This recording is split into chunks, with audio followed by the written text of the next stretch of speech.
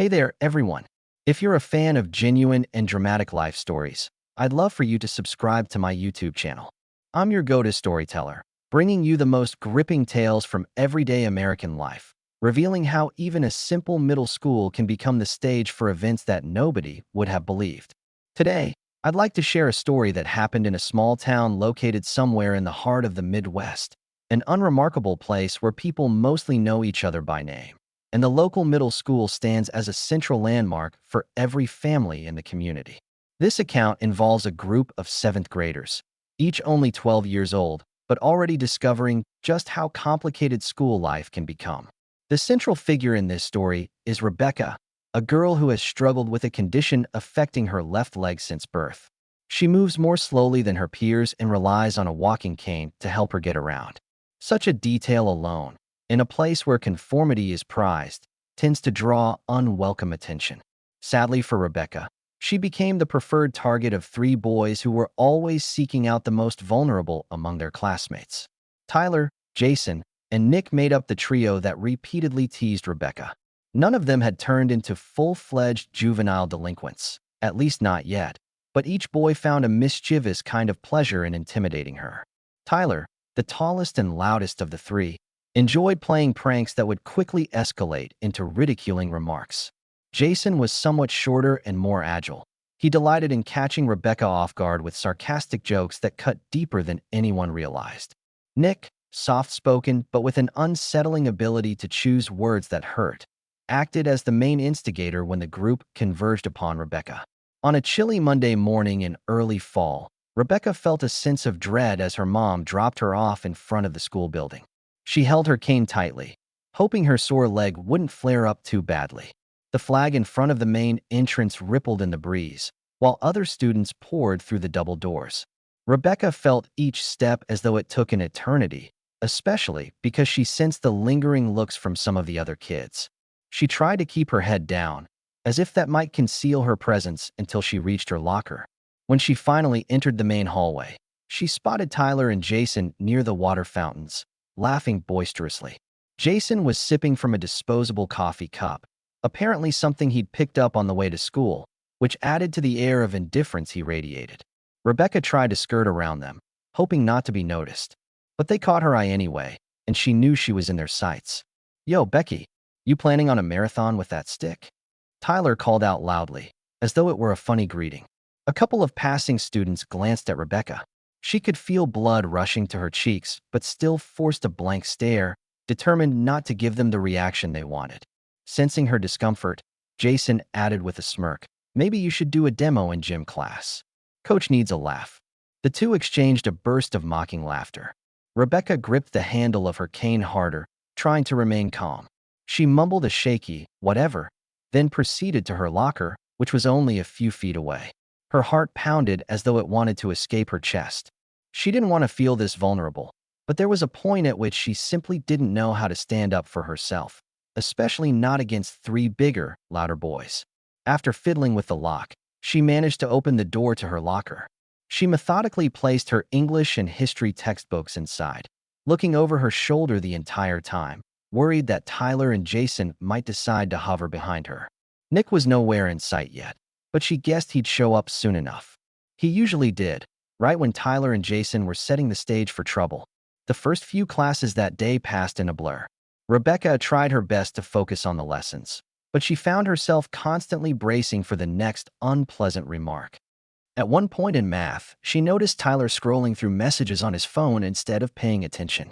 From time to time, he'd shoot a quick glance at her, and she felt a jolt of anxiety each time, anticipating some new taunt. Fortunately, math concluded without incident. During the mid-morning break, Rebecca attempted to steer clear of the main corridors. She knew the lunchroom might be a gathering spot for them, so she chose to head to the library instead. She loved the hush within that space, though the few students present always seemed curious about why she preferred isolation.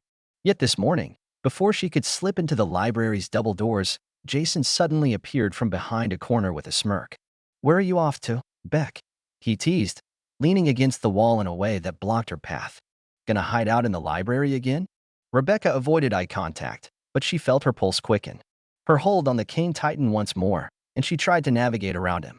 "I just need some peace," she muttered, glancing quickly down the hall to see if anyone would intervene.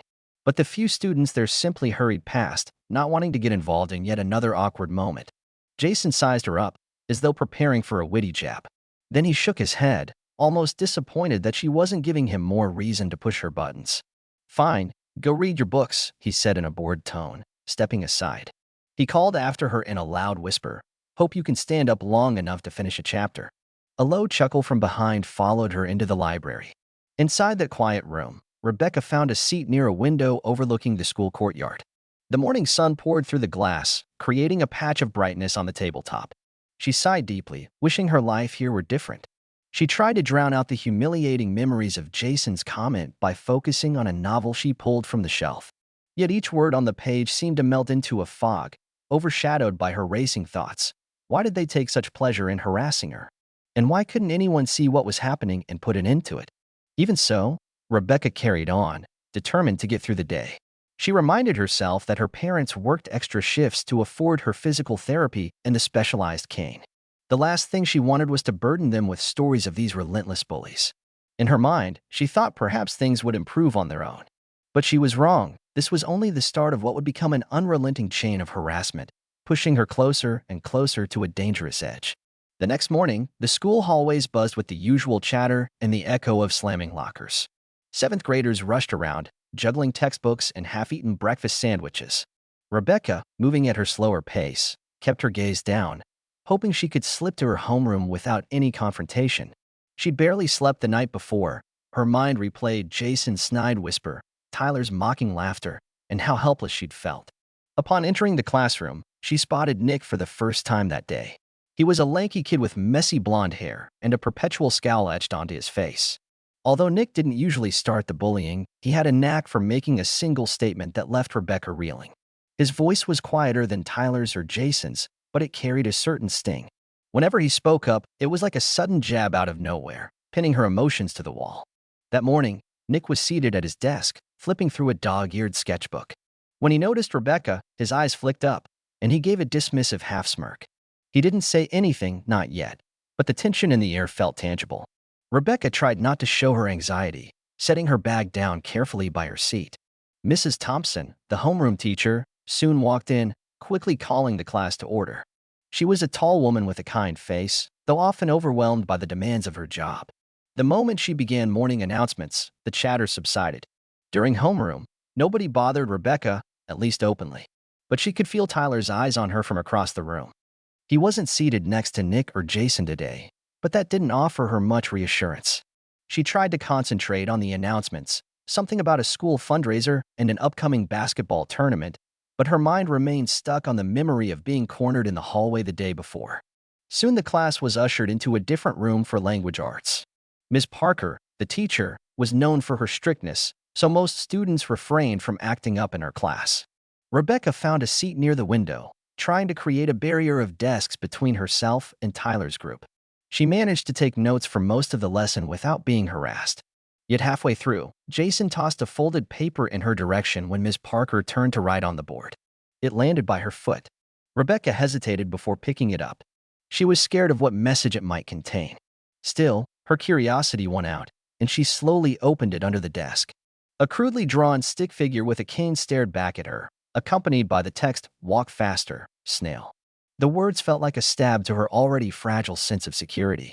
She stuffed the paper into her bag, not daring to glance at Jason. Her face burned with a mixture of shame and frustration. Why couldn't they just leave her alone? Lunch period arrived faster than she anticipated. The cafeteria was a swirling mix of voices, smells of microwaved pizza, and the clattering of plastic trays. Rebecca usually avoided the main seating area, choosing a table near the exit so she could bolt if things turned ugly. That day, she hoped to catch a break, maybe read a chapter of her favorite book. But as soon as she settled down with her tray, Nick slid into the seat across from her with no warning, a fake smile on his lips. He stared at her for a moment, as though sizing her up, before speaking softly, "Does it ever get old, dragging that cane around?" She froze. His tone wasn't loud or mocking. It was worse. It sounded calm and probing, as if he wanted to dissect her reactions. Rebecca swallowed hard, trying to keep her composure.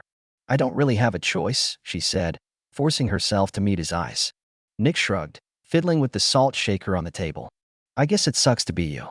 He didn't laugh or gesture wildly. He just stared at her, letting his words settle like an uncomfortable weight in the air. Then he picked up his tray and left as quietly as he arrived.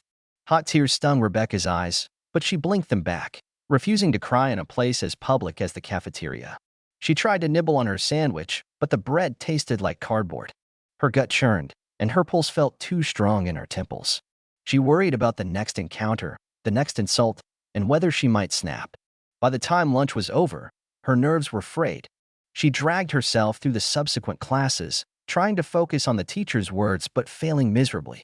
In biology, Ms. Carroll, noticing Rebecca's distant stare, asked if everything was okay. Rebecca mustered a weak nod, not wanting to open that can of worms right there. She had no faith that telling teachers would accomplish much. Tyler, Jason, and Nick would just find her later and make her regret it. The bell signaled the end of the day, and Rebecca was more than ready to go home. As she inched toward the front exit, balancing her backpack and cane, she spotted Tyler leaning against a trophy case with an air of casual authority.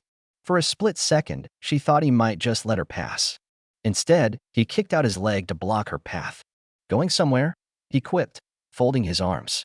His imposing figure dwarfed her, and her fear soared. Rebecca couldn't think of a clever comeback. She just stared at the polished tiles, dreading the next taunt. Tyler gave a short snicker, then stepped aside with mocking flamboyance. "Fine, you can go. Wouldn't want you to trip and sue the school," he said with faint concern. Her cheeks burned, but she squeezed by, feeling a wave of relief that it hadn't been worse. The moment she reached the bus circle outside, she breathed in the cool air, her heart pounding painfully in her chest. She remembered her own vow from the night before. How she'd told herself that if they kept pushing, she might have to do something drastic to protect herself. But that thought terrified her. Rebecca didn't see herself as the kind of person who fought back with violence. On the ride home, she clutched her phone, wondering if she should call a friend or maybe text her mom. But she worried her mother would become too upset or might force the issue with the school. In truth, the entire environment felt weighted against her. She gazed out the bus window, uncertain how much longer she could handle the torment. Despite her reluctance to cause a scene, she began to wonder if there was a limit, a breaking point, that she was dangerously close to crossing. Early the next week, Rebecca endured more of the same harassment, though she noticed the group's tactics shifting. Tyler, Jason, and Nick seemed determined to up the ante. Their jokes became sharper, their pushes and shoves less accidental, and their disdain more open. Each time they cornered her, Rebecca felt her chest tighten with panic, as though the school hallways were closing in on her. She found herself reaching a point of total mental exhaustion, where the sound of their laughter echoed through her nightmares. One evening, while rummaging through an old box in her bedroom closet, Rebecca stumbled on a small pocket knife. Her father had given it to her a few summers ago for a camping trip they never ended up taking. She remembered stashing it in a box after deciding she wouldn't need it. Now, her trembling fingers picked up the knife, and she stared at its folded blade. A swirl of conflicting emotions roiled in her mind. She wasn't thinking about hurting anybody, exactly, but the idea of having something to protect herself sparked a hint of relief inside her. She closed her bedroom door and tested the blade carefully. It clicked open with a metallic snap, then shut again in her hand. She felt an unfamiliar surge of power, though it was fleeting, just knowing the knife existed. Rebecca placed it on her nightstand and tried to forget it was there, but the thought lingered as she slipped into bed. Sleep remained elusive. She kept playing out grim scenarios in which Tyler or Jason or Nick pushed her too far, and she had no choice but to defend herself. At school the following day, she realized she had stuck the pocket knife into her backpack almost by reflex. She discovered it only after homeroom, when she reached in to grab her notebook. Her breath caught in her throat as her fingers brushed the handle. Fear mingled with a strange sense of security. She zipped the compartment shut, hoping to bury that knowledge under her growing anxiety. Later that afternoon, an incident in the cafeteria drove her closer to the edge. She'd planned to sit at her usual out-of-the-way table, but Nick and Jason emerged from behind a vending machine. Without warning, Jason kicked the tip of Rebecca's cane, causing her to wobble. She barely kept herself upright, her knee flaring in pain. Nearby students glanced their way but swiftly returned to their meals, unwilling to intervene. "Whoops," Jason said, not bothering to hide his smirk. Maybe you should get a sturdier cane. Better yet, Nick chimed in, folding his arms. Just stay out of our way, Becky. His voice dripped with condescension. Before she could even respond, they moved on, likely off to continue their lunch or bother someone else. Rebecca's heart hammered, and she found herself wishing, just for an instant, that she had the courage to flash the knife, to make them back off for good. She felt disturbed by the intensity of that thought, but the seed was planted, and it was growing stronger by the day. Close to the end of the week, her English class took a pop quiz. The room was hushed, and the air conditioner hummed softly overhead. Every few minutes, Ms. Parker peered up from her desk to ensure nobody was cheating. Rebecca tried to focus on the quiz, but her mind raced. A wave of dizziness swept over her as she recalled how Nick had pinned her down with that cold stare. She blinked rapidly to clear her thoughts. Next thing she knew, a wad of paper landed on her desk. She risked a quick glance to see that Tyler had thrown it from a seat or two behind her. She chose not to pick it up, but curiosity gnawed at her. After class ended, Rebecca opened the note. "We know you can't run far, so maybe we'll catch you after school." The words, while not overtly threatening, triggered a knot of dread in her stomach. It was like a hint of what might come if they decided to escalate. She shoved the paper into her pocket, doing her best to maintain composure as she walked out of the classroom with her head lowered. All day, she worried about dismissal time. She planned her exit routes. Maybe she could slip through a side door or ask Miss Parker for a pass to stay after class.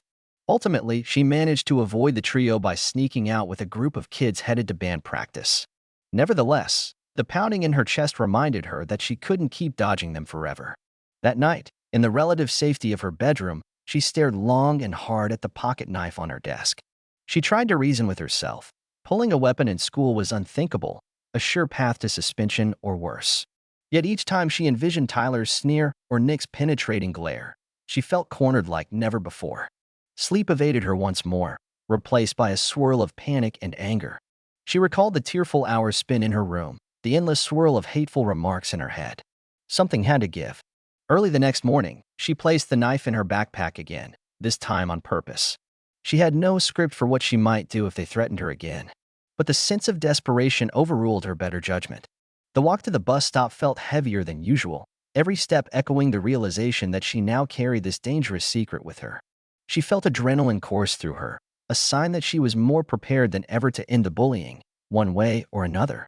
As she boarded the bus, her hand shook, and her thoughts whirled with worst-case scenarios. She wondered if she should call in sick or fake an injury. But it was too late.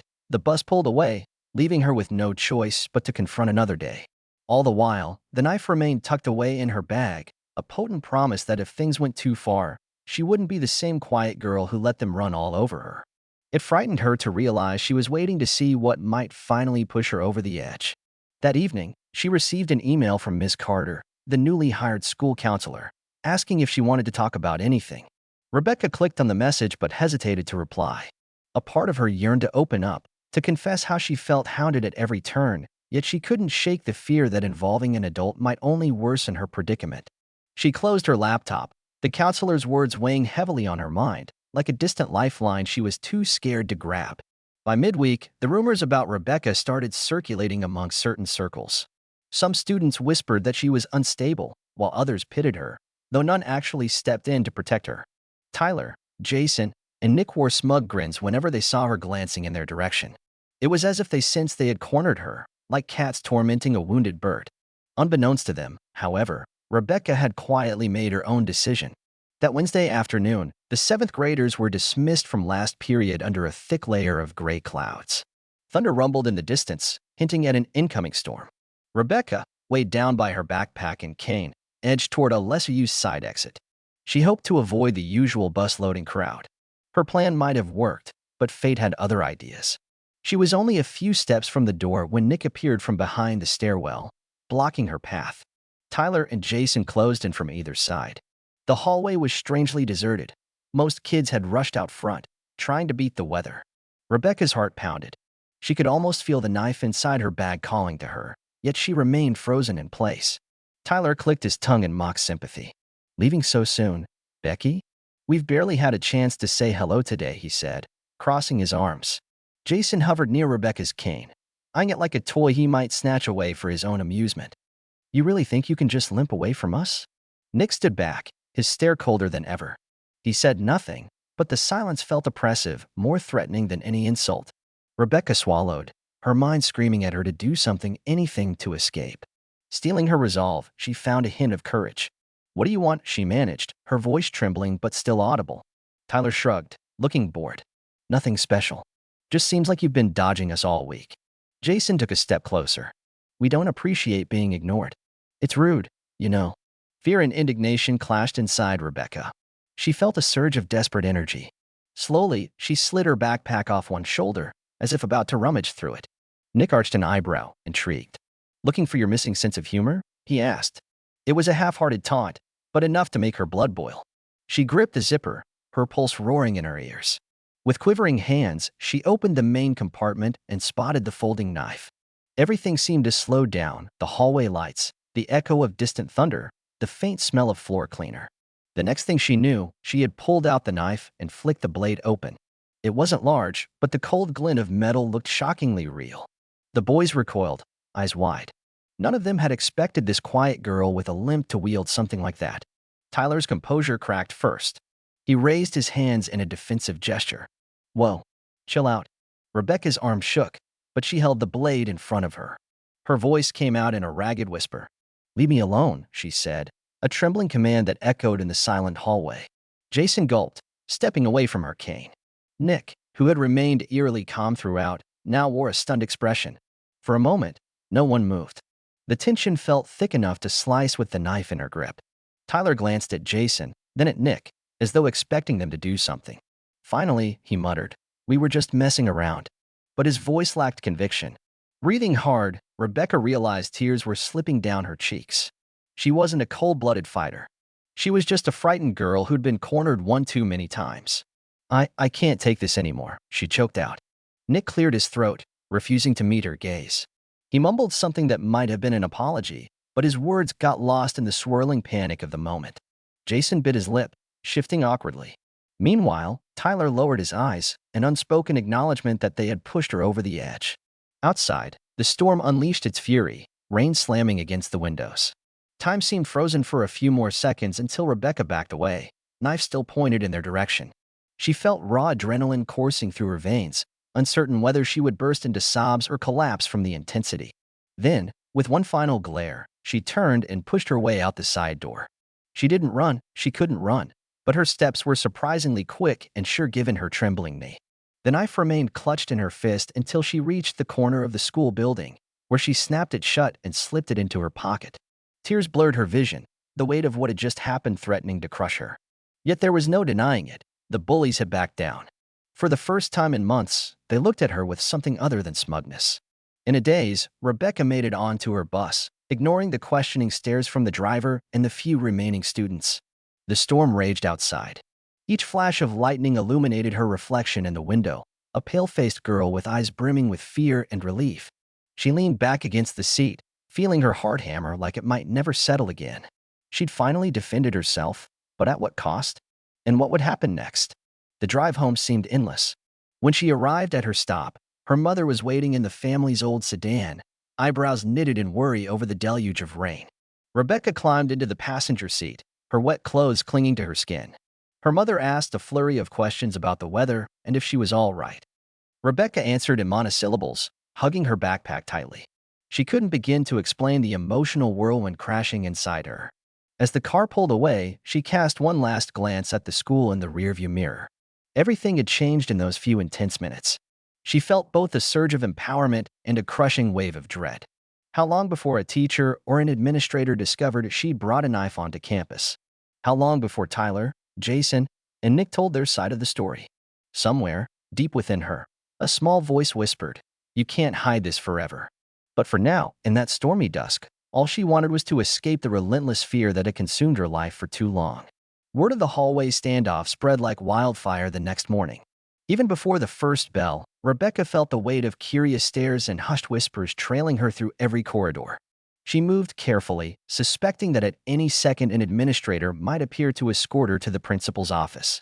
Sure enough, shortly before second period, one of the office aides approached and asked her to follow. Moments later, she found herself in a small, neat room dominated by a polished wooden desk. Principal Morris, a woman known for her no-nonsense approach balanced by genuine concern for her students, sat behind it. Standing nearby were Ms. Carter, the school counselor, and Rebecca's parents, both of whom looked strained with worry. The tension in the air was almost suffocating. Principal Morris cleared her throat. "Rebecca," she said, "I think you know why we've called you in. We've heard conflicting accounts about what happened yesterday afternoon." Rebecca swallowed. She felt her mother's gaze on her and her father's quiet heartbreak. They cornered me," she began, her voice quivering. "Tyler, Jason, and Nick. They've been harassing me for months, and I didn't see any other way to make it stop." The principal nodded, glancing at Ms. Carter's notes. "And you pulled out a knife?" Tears pricked at Rebecca's eyes. "Yes, but I never wanted to hurt anyone. She inhaled shakily. "I was so scared. No one was doing anything to stop them." Her mother's face paled. Her father exhaled a tense breath, clearly grappling with guilt for not catching on to the severity of the bullying. Ms. Carter leaned forward. "Rebecca, you know you could have come to me. We tried reaching out, but you never responded." Rebecca lowered her gaze. "I was afraid it would only make them angrier. Every day felt like I was walking into a war zone." Principal Morris sighed, tapping a pen on her desk. "You brought a weapon to campus. That alone is grounds for serious disciplinary action. However, from what we've pieced together, you were subjected to unrelenting bullying. We have to ensure this doesn't happen again to anyone." The next half hour blurred in Rebecca's memory. She recalled the principal talking about suspension, Ms. Carter pushing for counseling, and her parents asking how the school missed all these warning signs. Rebecca felt equal parts dread and relief. Finally, the meeting ended with a decision. She'd be suspended for a short time, required to attend counseling, and the three boys would also face discipline. No one emerged unscathed. In the following days, the rumor mill churned nonstop, painting Rebecca as everything from a victim to a would-be criminal. Tyler, Jason, and Nick were sent home on a temporary suspension too. Their parents, furious at discovering their son's behavior, demanded to know why the school hadn't intervened sooner. Ms. Carter started planning a new bullying prevention program, determined to prevent another near tragedy. Meanwhile, at home, Rebecca wrestled with her own emotions. Nightmares disrupted her sleep, and she'd wake up drenched in sweat, recalling that flash of steel in the hallway. Sometimes she regretted her decision, other times she acknowledged it was the only thing that had finally made them back off. Her parents tried to comfort her, torn between anger at the school's failures and fear over how far things had gone. When she returned to school after her suspension, the atmosphere felt profoundly different. Some students shot her cautious looks, as though unsure how to treat her. Others avoided her altogether. But at least the hallway jeers had stopped. She spotted Tyler, Jason, and Nick in the distance a few times. They no longer radiated that smug certainty. Instead, they seemed uneasy, and that, in a strange way, gave her a sense of validation. Her terror hadn't been imaginary. A few days later, Principal Morris arranged a restorative meeting for everyone involved. Rebecca arrived with her parents, her stomach in knots. Tyler, Jason, and Nick entered with their own families, each boy looking uncharacteristically subdued. Ms. Carter and a facilitator guided them all to a circle of chairs. The tension was undeniable. Tyler spoke first, stumbling through an admission of guilt. "I just thought. It started like jokes. I didn't realize how bad it got." Jason nodded in agreement, his face flushed with shame. Nick stared at the floor, finally whispering, "I'm sorry," in a voice that barely rose above a mumble. Rebecca listened, heart pounding. When it was her turn, she described her daily anxiety, the sickening feeling of dread that washed over her each morning. She told them how powerless she felt each time her cane got kicked or someone made a cruel remark. Her voice quivered, but she forced herself to maintain eye contact. In some unspoken way, she needed them to see she wasn't merely a passive target. The parents exchanged anguished looks. They hadn't imagined the level of pain simmering beneath these childish pranks. The facilitator emphasized that while the knife was a serious violation, it arose from the school's collective failure to address ongoing bullying. The conversation was raw, filled with tears and apologies. Though it couldn't erase the past, it set the stage for change. Over the next few weeks, Ms. Carter expanded her counseling sessions to include group talks with Rebecca and the boys, aiming to break the cycle of hostility. The broader student body began learning about the real ramifications of bullying during assemblies. And while no one expected Tyler, Jason, and Nick to become Rebecca's biggest fans. They steered clear of harassing her. Walking through the halls, Rebecca noticed that although her classmates still gossiped, more people nodded hello than before. She even found a couple of new friends who offered a reassuring presence, realizing they, too, had once stayed silent about bullying. The shift was subtle but meaningful. For the first time in a long while, Rebecca entered school without bracing for an attack. One Friday afternoon, after the final bell, she paused near the exit. Her cane felt lighter in her hand, as though her own spirit weighed less now. The pocketknife was no longer in her backpack. She felt a swirl of relief that she no longer needed it, and a bittersweet pang over the lengths she'd gone to be heard. Outside, the sunshine cast long shadows across the parking lot. Rebecca exhaled, letting the breeze cool her cheeks. She still carried scars, both physical and emotional, but she wasn't hiding anymore. She'd learned that silence could be lethal, and sometimes you had to risk everything to reclaim your life. She headed forward, determined to let her voice be heard in ways that didn't involve a blade. The road ahead remained uncertain, but she wasn't alone. Counselors, teachers, parents, and even a few classmates had finally stepped up, proving that the power of a single moment could change an entire school community.